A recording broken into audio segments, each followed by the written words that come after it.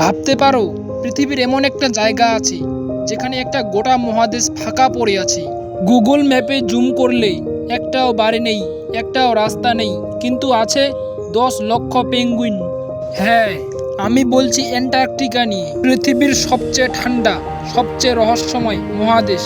ভিডিওটা শেষ পর্যন্ত দেখো, কারণ শেষে আমি দেখাবো এমন একটা ঝর্ণা যেখান থেকে আজও রক্তের মতো লাল জল বের হয়। বিজ্ঞানীরাও এর উত্তর খুঁজে পায়নি। অ্যান্টার্কটিকা একটা দেশ, একদম ভুল। অ্যান্টার্কটিকা হলো পৃথিবীর 5 নম্বর সবচেয়ে বড় মহাদেশ। এটা কত বড় জানো? পুরো ইউরোপ মহাদেশ থেকেও 1.5 গুণ বড়, প্রায় 1,40,00,000 বর্গ কিলোমিটার।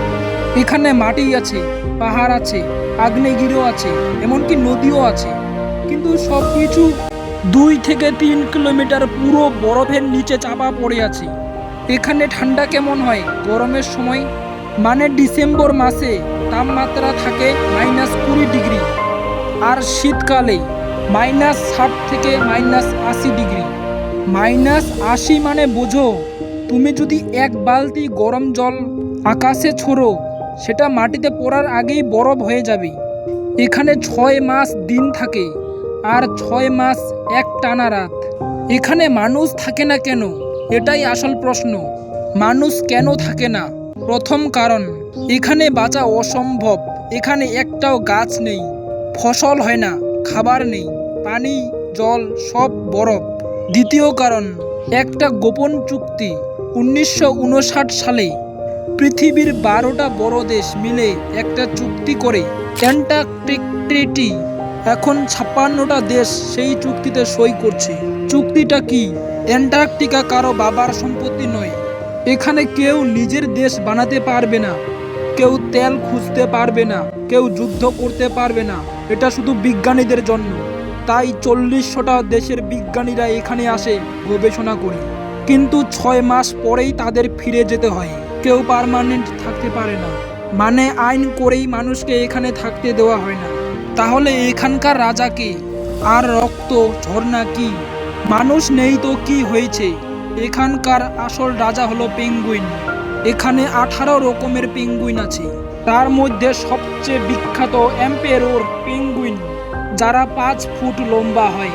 মোট 1 কোটিরও বেশি পেঙ্গুইন এখানে থাকে। আর আছে শিল মাছ, নীলতিমি আর ওরক্কা।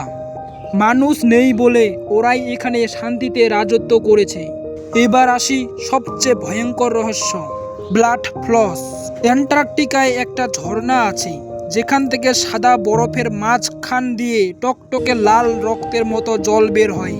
দেখলে মনে হবে পাহাড়টা কাঁদছে আর রক্ত বের হচ্ছে।